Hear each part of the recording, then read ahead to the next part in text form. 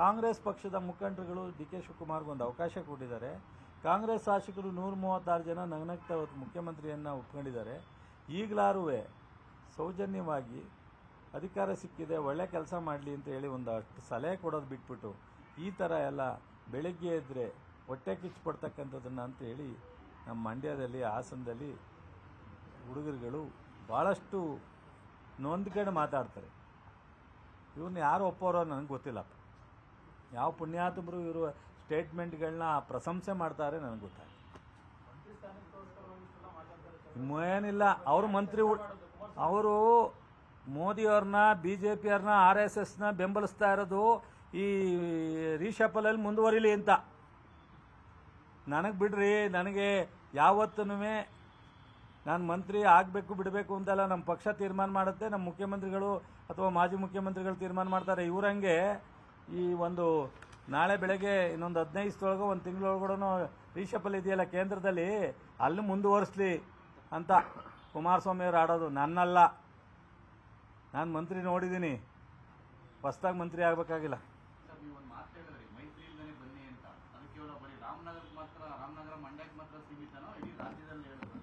ಅಲ್ಲ, ಅವರು ಮಂಡ್ಯ ಸೀಮಿತ ಹೆಂಗಾಯ್ತಾರೆ ಸ್ವಾಮಿ ಅವರು ಈಗ ನಾನು ಹೇಳೋದು ಇಷ್ಟೆಲ್ಲ ಡಿ ಕೆ ಶಿವಕುಮಾರ್ ಮೇಲೆ ಅವರು ಹೇಳಿದ್ರೆ, ಇಷ್ಟೆಲ್ಲ ಡಿ ಕೆ ಶಿವಕುಮಾರ್ ಮೇಲೆ ಹೇಳಿದ ಮೇಲೆ ಅವ್ರನ್ನ ಮುಖ್ಯಮಂತ್ರಿಯಾಗಿ ನಾನು ಒಪ್ಪಕ್ಕೆ ರೆಡಿ ಇಲ್ಲ, 70% ಜನ ಒಪ್ಪಿಲ್ಲ ಅಂತ ಅಂದಮೇಲೆ ಇವರು ಇಲ್ಲಿವರೆಗೆ ಮುಖ್ಯಮಂತ್ರಿ ಆಗಿದ್ರಲ್ಲ,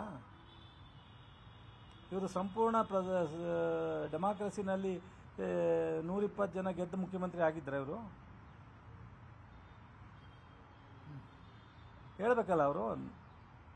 ಇಷ್ಟಾದ ಮೇಲೆ ಈಗ ಅಲಯನ್ಸ್ ಇತ್ಕೊಂಡು ಹೆಂಗೆ ಹೋಗ್ತಾರೆ? ಬಂದು ಹೊರಗಡೆ ಒಂದ್ಸಲಿ ತೊಡೆ ತಟ್ಟಬೇಕಲ್ಲ ಅವರು.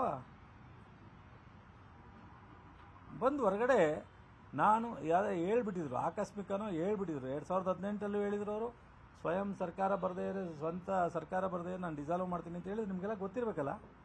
23ರಲ್ಲೂ ಹೇಳಿದರು, ಆಯಿತು. 2ರಲ್ಲೂ ನಡೆಸಲಿಲ್ಲ, ಆಯಿತು. ಈಗ ಒಂದು ಫೈನಲ್ ಆಟ ಆಡ್ಬಿಡ್ಲಿ. ತೊಡೆ ತಡ್ತಾರೋ ತೊಡೆ ತಡ್ತಲೇ ಆಟ ಆಡ್ತಾರೋ ಆಡ್ಬಿಡ್ಲಿ. ಹಾಂ, ನಾನೇನು ಕೊಡಲ್ಲ ಅವರಿಗೆ. ಅವ್ರ ಸ್ವಾಭಿಮಾನ ಉಳಿಸ್ಕೊಳ್ಳೋಕ್ಕೆ ಅವರು ಇದೊಂದೇ ಮಾರ್ಗ. ಅವರಿಗೆ ರಾಜಕೀಯವಾಗಿ ನೈತಿಕತೆ ಇದ್ದರೆ ಆ ಪಕ್ಷವನ್ನು ಸ್ವತಂತ್ರವಾಗಿ, ನಾನು ಸಿದ್ದರಾಮಯ್ಯನವ್ರು ಇಲ್ದಲೆ, MP ಪ್ರಕಾಶ್ ಇಲ್ದಲೆ, ಚಲುವರಾಯಸ್ವಾಮಿನೂ ಬಿಟ್ಟೋಗಿದ್ದಾನೆ, ಇನ್ನೊಬ್ಬನೂ ಬಿಟ್ಟೋಗಿದ್ದಾನೆ, ಎಲ್ಲ ಮೋಸ ಮಾಡಿದ್ದಾರೆ. ನಾನು ಈ ಪಕ್ಷ ಕಟ್ತೀನಿ, ಈ ಕಾರ್ಯಕರ್ತರಿಗೋಸ್ಕರ, ಈ ರಾಜ್ಯ ಜನಕ್ಕೋಸ್ಕರ. ನನ್ನ ಆರೋಗ್ಯ ಅವರಂಗೆ ನನಗೂ ಆಪ್ರೇಷನ್ ಆಗಿದೆ ರೀ, ಸೇಮ್ ಪ್ರಾಬ್ಲಮ್. ಅವ್ರಿಗೂ ವಾಲ್ವ್ ಚೇಂಜ್ ಆಗಿದೆ, ನನಗೂ. ನಾನು ದಿವಸ ಹೇಳ ಅಯ್ಯೋ ಯಪ್ಪ ಅಂತ ದಿವಸ ಹೇಳ. ಆರೋಗ್ಯ ಸರಿಯಾಗಿ ಇಟ್ಕೊಳ್ಳೋದು ನಮ್ಮ ಪದ್ಧತಿ ರೀ. ನಾವು ಲೈಫ್ ಸ್ಟೈಲ್ನ ಆರೋಗ್ಯ ಯಪ್ಪ, ನಾನು ಬದುಕಿರೋದೇ ನಿಮಗೋಸ್ಕರ. ಈ ನಾಟಕ ಆಡಬೇಕಾ? ನಾನು ಮಂತ್ರಿ ಆಗೋಕ್ಕೋಸ್ಕರ ಅಲ್ಲ, ಬೇಜಾರಾಗಿ ನೆನ್ನೆ ಸ್ಟೇಟ್ಮೆಂಟ್ ನೋಡಿ ಈ ಮಟ್ಟಕ್ಕೆ ಕುಮಾರಸ್ವಾಮಿ ಹೇಳಿದ್ರಲ್ಲಪ್ಪ. ಯಾರು ಪಕ್ಕದಲ್ಲಿ ಸ್ನೇಹಿತರು ಹೇಳ್ಕೊಡೋಕ್ಕಾಗಲ್ವೇನಪ್ಪ? ನಮ್ಮ ಸಾರಾಮಹೇಶ್ನಂತರು, ಪುಟ್ಟರಾಜ್ ಅಂತರು, ನಮ್ಮ ಇವನೊಬ್ಬ ಅವನೇ, ನಮ್ಮ ಸುರೇಶ್ ಬಾಬು, ಅವನೊಬ್ಬ ಪಾಪದ ಹುಡುಗ, ಅವನ ಎಂಥದೋ